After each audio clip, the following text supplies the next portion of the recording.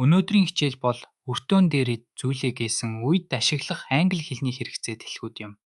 Эхлээд хэдэн чухал үг сурцгаая. Lost and found office. Энэ бол гээгдүүлсэн эд зүйлсийн тасаг. Belongings. Таны хувийн эд зүйлс.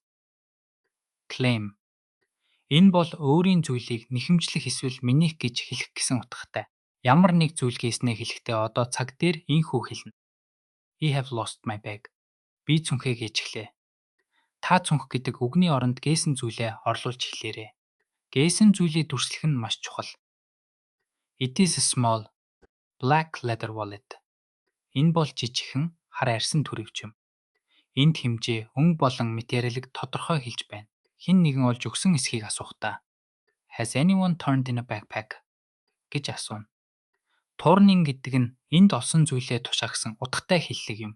Хаана орхисноо хэлэхдээ I left it on the train from London гэж хэлээрэй.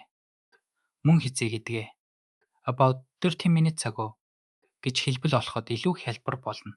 Ажилд нь танд хандан Please fill out this claim form гэж хэлж магадгүй. Энэ нь таныг өөрийн мэдээллийг бүртгүүлэхийг хүсэж байгаа хэрэг юм. Хичээлээ сайн давтаарай. Баяртай.